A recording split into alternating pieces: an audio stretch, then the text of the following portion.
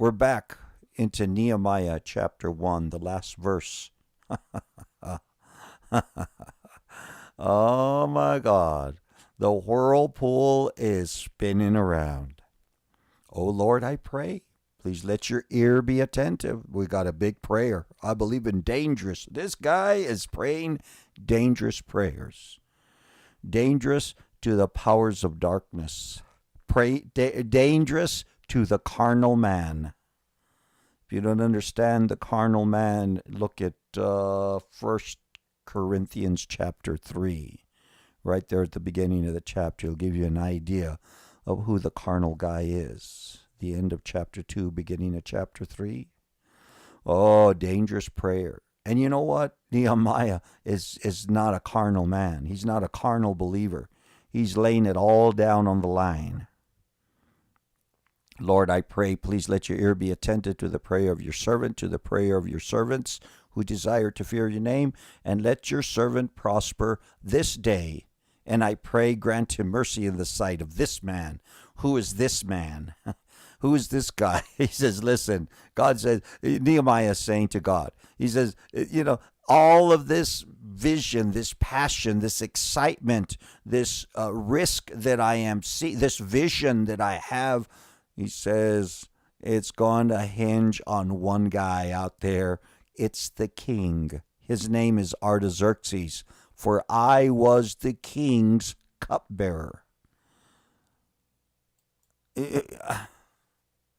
He's right there.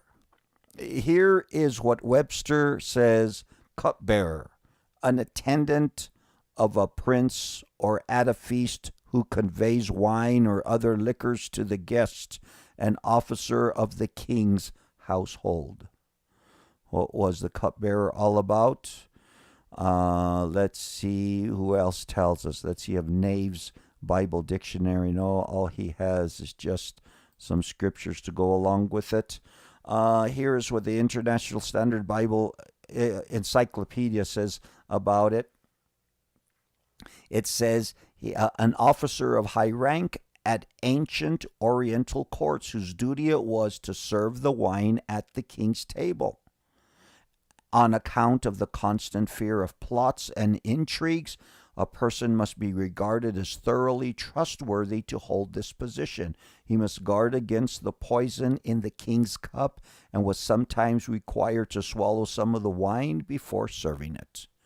That is just a few sentences of what the International Bible Standard Bible Encyclopedia says about the cupbearer. What he was the guinea pig. He was the guy who had to go over there and take a gulp of the wine and make sure they say, okay, watch him for a minute or two. Okay, give him 5. Oh, it's been 10 minutes. He's okay. Serve the wine. And we trust him that he's going to serve the wine that it has to be. I was the king's cupbearer. He was right there on the elbow of the king. He was right there, right along with him. But God was going to have to, we're going to have to draw him into the whirlpool. No, Artaxerxes wasn't going to Jerusalem. We have other plans for Artaxerxes. But he is the kingpin. He's the linchpin here that ties this plan together in the heart of Nehemiah and in the heart of God. So what Nehemiah is doing is Nehemiah is saying, well, you got to deal with the king. You got to deal with Artaxerxes, man. It came to pass, verse 1, chapter 2, it came to pass in the month of Nisan, in the 20th year of King Artaxerxes, when wine was before him, that I took the wine and gave it to the king. Now, watch this. Now we are in the month of Nisan. Remember, we were in the month of Chislev when we started off. That was the 10th month. That was about our November, December area of our calendar. Nisan is the first month. So figure that you're somewhere 60 some odd days later. Okay? You're really looking at about 3 months later, 2.5, 3 months later. We've prayed. We've cried out to God. We fasted. It came to pass, and now we have to be patient. Oh, this is the hard part. The hard part is waiting. The hard part is just saying, okay, God, I'm shooting my prayer up to you and I'm crying out to you. And now I wait. Now I say, God, when? When are we going to get this done? When? 2.5 months later, it came to pass in the month of Nisan, in the 20th year of King Artaxerxes, when wine was before him. I'm out there doing my job. I'm showing him the bottle, You want the white or you want the red? You want the French or you want the Australian or you want the Californian? Which one would you like? Napa? Or you want some fancy place in France today? What do you feel like drinking, sir? When wine was before him, that I took the wine, gave it to the king. Now, I had never been sad in his presence before. His job was to always have a great presence before the king. The king has a lot of things going on in his mind, and he doesn't need a cupbearer over there with a lousy attitude. That's not your job, son. Your job is to go over there and cheer the king up, make sure that everything's good for supper, because he's got a lot of things on his mind. Now I had never been sad in his presence before. Therefore, the whirlpool was turning, was spinning. That's not what it says in verse 2. That's me adding, the whirlpool is it's spinning around just as fast, if not faster, in God's economy. Therefore the king said to me, why is your face sad, since you are not sick? This is nothing but sorrow of heart. Artaxerxes says, what's up, homie?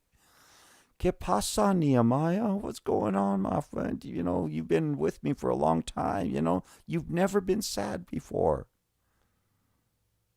You're not sick. You don't look like if you got a fever or anything like that. If you did, you wouldn't be here. We'd have somebody else come until you got well. I would imagine that would be true. But he says, since you are not sick, this is nothing but sorrow of heart. He says, there's something going on deep down within you. Nehemiah says in that second verse, so I became dreadfully afraid. Oh my God, does it show? I'm trying to control it. I'm trying to be, just the guy that I'm supposed to. But he can see it. God is allowing him to see the condition of the heart of Nehemiah. Why is your face sad, since you're not sick? This is nothing but sorrow of heart. So I became dreadfully afraid, and said to the king, may the king live forever. Now this is where he really steps out. This is where he really, it's time to take a big risk. It's been 2.5, 3 months that we've heard what's going on from the lips of Hanani. And now it's time to do it's sink or swim, ladies and gentlemen. Are we going to is the whirlpool going to drag us into the what do they call that motor that you put underneath the sink that when you turn the button on it just chews up everything that falls into it, it just cuts it up into pieces.